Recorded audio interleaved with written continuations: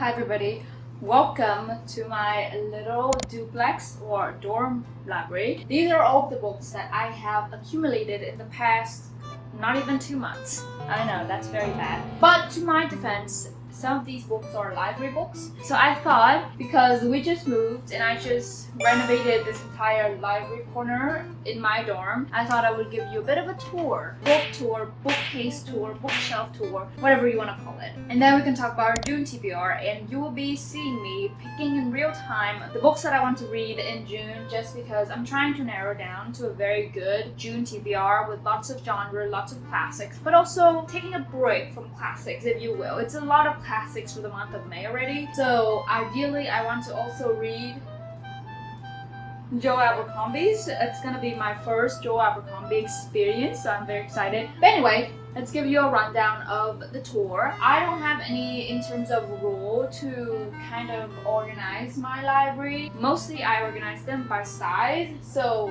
the books that can fit upside down vertically, I will try to fit it vertically. If you kind of look, it goes from very tall to then smaller, shorter books. This first book that I have, it's Vietnamese, and this was gifted to me by one of my sisters. The second book, Our Coming World, it's kind of hard to take them out, to be honest, because they all fit so perfectly already. But the second book that I'm reading, I'm ashamed to still be reading this book and not yet complete it. This is Our Coming World, and it is a very, very interesting kind of recollection of this dystopian society, or utopian, but also dystopian society. It compares society between Mars, which is like this ideal society, this utopian society, compared to Earth ways of doing things, which in this book is a dystopian. Lots of topics being covered, not only like politics, but also environments, science, well-being, societies, social science, humanities. All of those topics are already covered in this book.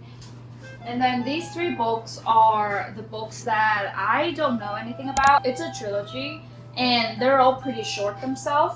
But this is a day, and then this is night, and then this is dawn.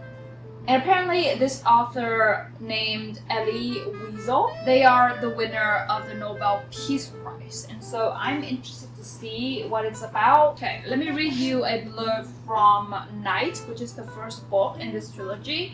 Born in the town of Szeged, Transylvania, Elie Wiesel was a teenager when he and his family were taken from their home in 1944 to the Auschwitz concentration camp and then to Buchenwald. Night is a terrifying record of Elie Wiesel's memories of the death of his family, the death of his own innocence, and his despair as a deeply observant Jew confronting the absolute evil of man. This new translation by his wife and most frequent translator, Marianne Wiesel, corrects important details and presents the most accurate rendering in English of Elie Wiesel's testimony to what happened in the camp and his unforgettable message that this horror must never be allowed to happen again. Interesting wartime and the experiences that Jewish people go through. I've been reading a lot of books centering around different groups of people's experiences. So I read On Earth with Really Gorgeous that center around Vietnamese American context, especially from people fleeing from Vietnam to America and how they built up their life from scratch, basically. I just finished the reformatory, and it's about Black people and slavery in general in Jim Crow America in the South, and that was very, very heartbreaking. So reading about Jewish people is going to be very interesting and up on my list. So it seems to be pretty short collections of stories, and I need to be prepared for this because I believe these are all real accounts and not fiction. And then this next book is a very beautiful, I have no idea what this book is about. The cover looks beautiful, the spray edge looks beautiful. Here's her in all her glory. It's called My Funny Demon Valentine. So, a Valentine's book, I suppose. I don't know anything about this book. Yeah. And then this is the other one that when I was moving into the dorms that I'm at, I saw it lying around, and so I picked it up. This is Michael Foucault. I believe that's how you pronounce his name. Discipline and Punish, the Birth of the Prison. I've been hearing a lot from Caitlin on TikTok talking about philosophy and particularly Foucault. Don't quote me on how I'm pronouncing their name. This is my first philosophy book, and I don't know what this is about. I know it's going to be very, very heavy in terms of meaning and about discipline and punish, so maybe the context surrounding law, especially the ethics of prisons and the prison system. So very, very interesting, or I don't know if I do look forward to reading this book, but I think it's gonna be one of my project books, if you will. Also, one of my first Virginia Woolf. This is Orlando. I've been hearing a lot of great things about this book, so I'm very excited. I know somewhat the premise is about the fluidity of sex and gender. I think the protagonists in this story, they start off as a man in terms of their sex, and then later in the story they become a woman, or the other way around, I can't remember. But the entire notion itself was very revolutionary for its time and the context it was based in. And the title was also very interesting, Orlando. So I suppose that this person is named Orlando. And then my next very, very chunky books, these are library books, and this is the one that I'm reading. Elizabeth Gaskell, Wives and Daughters. Very, very interesting. I am about that much into the book. On page 490. Reminds me a lot about Pride and Prejudice, although more complex in my opinion and more hard to read compared to Pride and Prejudice. There's a lot more in terms of political context in this book, and so it talks a lot about this tension between the English and the French people, and how the French people were kind of looked down upon by the English people. And so lots of those political and social contexts were very interesting to read. But we follow Molly Gibson. She is the daughter of Dr. Gibson, which is a doctor, a family doctor in town. They live in a town called Hollingford. Seeing her navigate life and seeing her realize people's true intentions, not from what they look and how they are acting, but also from their actions and not just their words. So that notion was very interesting. Molly Gibson, she's always this person that's overshadowed by other people's beauties, other people's gracefulness, if you will. She has a stepsister named Cynthia Kirkpatrick after her father remarried, and she's always overshadowed by Cynthia's beauty, Cynthia's grace, manners, and etiquettes, and she's just this person that's very shy, very introverted, who doesn't know a lot about how to do. She's kind of awkward sometimes. So reading about her not being the perfect character was very interesting, although she's very smart. But in the way that Elizabeth Bennet can express her smartness and her intelligence, Molly Gibson cannot, because she's awkward and she sometimes doesn't know how to act right. So it's very interesting. The other one that's a beast, this is William Makepeace Thackeray of Vanity Fair. I believe this also follows two heroines, their journey in terms of navigating life. It says that as the two heroines make their way through the tawdry glamour of Regency Society, so also Regency Society, which I love, battles, military and domestic, are fought, fortunes made and last. So very interesting context. I believe this is going to be more emphasized in terms of the political and also military context, so I'm intrigued. Very, very intrigued. So those are my project books. We have more project books coming, by the way. Okay, and all the next couple of books are all smaller classics. So these are my copies of Jane Austen's works. This is Sense and Sensibility, and this is my beloved copy of Pride and Prejudice. I love her. No words. And then this is George Orwell's 1984. I've been meaning to get to this book, just that I don't think I will finish this in May. So this might be on my June TBR. We'll see. Don't know what this is about. Also, don't know what this is about. Diderot. I learned how to pronounce their name. Diderot. I've been hearing Caitlin once again talk a lot about Diderot on TikTok. So pretty high up on my TBR, to be honest. And then the last one that I picked up from my local free library on campus, this is Shakespeare Hamlet. My first Shakespeare that I read was The Tempest for my world literature course, and that play was interesting. I enjoyed that, but because there was an adaptation of The Tempest into film, so it was a lot easier for me to follow. But the overall meaning and the way that Shakespeare writes was so interesting to me, and this edition apparently has footnotes. Let me show you. Had footnotes and just lots of different annotations and even pictures like this. So I suppose it's going to be a lot easier. And I do want to get to another Shakespeare. And this book is in great condition, by the way. So somebody donated this, but I think it's brand new. So I'm very, very grateful. Do you see this beautiful stack over here? This is The Good Body. I know, I've been talking a lot about this book. I mean, in terms of not finishing it and wanting to get to it, but I do really want to get to this book. These two are the heaviest books that I own. This is Metamorphosis by Ovid, a classic, do I have to say? I want to get more in terms of Greek classics. So I don't know what this is about. It's an epic, so it's very thick and it's poetry. I don't know if epic is considered poetry. I think it's considered poetry. It's just that's a long poem, so it's called epic. Leo Tolstoy's Anna Karenina. Okay, I think it's Brady on TikTok talking about this book as being one of his most favorite, his top 5 books of all times, and I was like, sold. I saw this book on my local library, and I was a local free library, and I was like, okay, I hit the jackpot. This is my second Tolstoy. The other one that I read was for my world literature, and it was Death of Ivan Ilyich. This is one of his big novels. The other one I think is it War and Punishment? War and Peace. War and Peace by Leo Tolstoy. The other one that I always confuse War and Peace with is Crime and Punishment by Dostoevsky. So, project book for sure in the summer. It's a love story, betrayal, marriage, love, and Russian society, I suppose. So, if you follow me on TikTok, which you should, you've probably seen these two books as my recent additions to my collection. This is Breda and Bowden. This I picked up at my local library for I think $2. I know, hardback $2. This is another one of those experiences that I want to read more of from different marginalized communities. This I heard that there has been great queer representation in this book and homosexuality. So very intrigued. And also the cover. Can you have a second to appreciate this beauty that she is in all her glory? I was thinking of, let me show you a snippet of the hardcover. This is the naked cover, the spine, just beautiful, beautiful. Another Jane Austen book that I have in my collection, this is Northanger Abbey.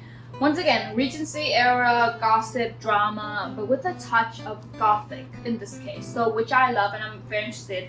I got this for $5 at my local bookstore, and can we just imagine how beautiful the naked cover is with the embroidery and the foiling on the spine. Everything is just so beautiful. I love it. I love Jane Austen, and I'm determined to read every single book ever written by her. So there we go. The last book that I have in terms of that stack, this is another Greek classic, Odyssey by Homer. Yes, and this is the Emily Wilson translation, which I've been looking for ages. Whenever I look at my local libraries kind of listings for this book specifically, I don't see the translated version of this book. It's always, I think, in Greek or another translation, but I've heard great things about translations specifically done by Emily Wilson, so I've been specifically looking for this book, and when I saw this book in one of the free library on campus, I was like, snatch it real quick. Very beautiful condition once again. It's an epic. So that's this little stack. Let me put it back into place real quick. Oh, the way that it fits on is just so very much satisfying. Then my two. Look. Oh my god, that's so satisfying. And then the last stack that I have, these are my 3 new library books that I collected. I watched one of Jake Edwards' video on is it ethical to publish dead authors' writings and transcripts, and he talked a lot about the case of Joan Didion after she passed away. Apparently her therapy notes were published and became a book recently in 2021, I believe. I instantly became intrigued with Joan Didion when Jake said that she's one of his favorite authors of all time, and I was like, okay, I had to give her a try. So I picked up Blue Nights by Joan Didion from my library. I've been thinking of taking a break from serious and big books, so I picked up a couple of, I would say, thriller and easier to read book, and also this cover caught my eye.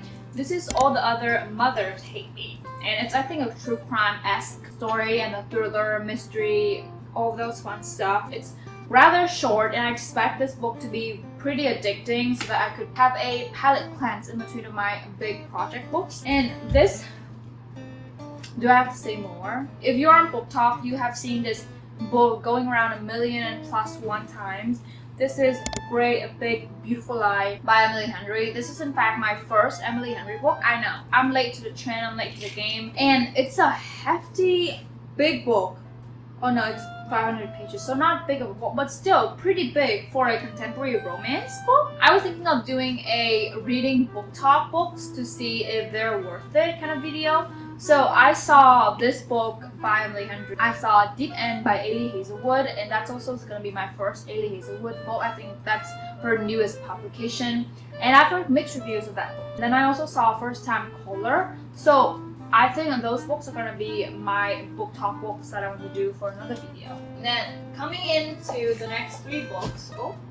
This is another library book. This is Mitch Albom, The Little Liar. He is the author of Tuesday with Morrie. It's a rather short book. So I was thinking of, I can finish this book in like one sitting or even like a day if I really lock in. Once again, this is a story about war, and this time about groups of people being invaded by the Nazis in Greece. This book is highly recommended by my world literature professor. I'm excited to say the least, but I'm scared. I'm also scared. It's a rather short book also, under 300 pages, and this is going to be my predicted 5 stars. I picked this up solely because of the cover. I don't own a cover that looked this vintage and antique, and the book is in great condition. This is from Aurora Wapti, I believe, and this is a complete novels of hers, so all of her collections of short stories. And I was thinking of in the summer, reading short stories is the way to go, you know what I mean? So this is another book that's in Vietnamese from one of my mentors when I was doing debate professionally. He was the one that I think translated this book, and he gifted this to me. And then this is also gifted to me as a farewell goodbye when I studied abroad. I got until that much into the book, but I think I'm gonna reread it, essentially. This is about digital Darwinism. So when I was like first the communication major, my friend gifted this to me and I was very grateful. So there we go. Let's pick out our June TBR. So definitely I want to finish this book in June so that I could return that book to the library. I definitely want to read George Orwell's third attempt to read this book. Should we read Sense and Sensibility or Northanger Abbey? Okay, so let's pick out the books that I for sure need to read. So all the library books, all these 3 I'm gonna have to read. This I'm not gonna count because I will be finishing this book this weekend. Okay, no words, I need to see what it's about. So that's like 6 books already. I think 6 books is good for now, and then I'll see if I have time, we might tackle one of these monsters. In terms of digital reads, I still have not finished reading Blood Over Brighthaven. I have not even started reading Blood Over Brighthaven by Emma Kwan. I told you that I will read that book in May, but I did not. I did not get to that book. Like I mentioned, May is just as full of classics and big project books. So, Blood Over Brighthaven, second attempt. The other one is finishing the Poppy War trilogy. I want to read, I think it's the Dragon Republic, but I'm so intimidated. I don't know why. I think I should be intimidated by the first book, but I'm not, and I'm intimidated by the second book. But I do think I will be finishing the Poppy War trilogy in June, just because when I was going to the library yesterday, as I always do, I saw the physical hardcover copy of, I think, The Republic of God, which is the 3rd book in the Poppy War trilogy, at my local library. And I saw other Art Plant books at my local libraries, and I was like, okay, I think I will finish the Dragon Republic in June, and if I have time, we will pick up, what's the other one? The Republic of God? Don't quote me on that, but the 3rd book in that trilogy. And also I did not get to read Kristen Hanna's The Woman, but I don't think I'm gonna be reading that in June. I don't feel like reading that book. So let's say 2 digital reads for now, and that's gonna be already 8 books. for the month of June, and I think that's plenty of books to finish. And obviously keep in mind, whenever I make these TBRs, it's just that the books that I think I would enjoy reading in June, so I never hold myself accountable, or at least I don't hold myself that accountable if I don't finish a certain book. Because whenever I go to the library, it's like kind of a given that I always pick up another book or two with me. Forgot to mention, but I will be picking Deep End and First Time Caller. So that's another 2 books. So that's 10 books. And I think that's a reasonable list. A bit of a rundown in terms of digital reads. We have Blood Over Brighthaven and the second book in the Poppy War trilogy. In terms of library books, I need to finish this stack, Joan Didion's Blue Nights. Great Big Beautiful Lie by Emily Henry. All the Other Mothers Hate Me. And then these are my 3. This is not a classic. I hope this is going to be a modern classic. There by Tommy Orange, George Orwell's 1984, and Vanity Fair, Deep End by Lee Hazelwood, and First Time Caller. That's my very, very random book talk, book chat, library haul, June TBR, all wrapped up into one video. I hope you enjoy this video, and hopefully it's not going to be an hour long video so that I'm not gonna suffer when I'm editing this video. I hope you enjoy this video as always, and let me know down in the comments what books are you trying to finish in May, but also what books you're eyeing to finish in the month of June and where your June TBR. Maybe we can buddy read together. I'll go now, and hopefully I can see you next week with another, not even next week. I have another video coming at the end of this week just because we're in summer break, and I thought I would need to work a bit harder to produce more content for you guys. So I think the Stephen King vlog will be up later this weekend. So keep an eye out for that. I read Stephen King's 11/22/63, and that book was a whooping 1,033 pages. And I read that book in 4 days. I know, that's such an accomplishment in itself. So yeah, I'll let you go, and I'll see you next time. Happy reading!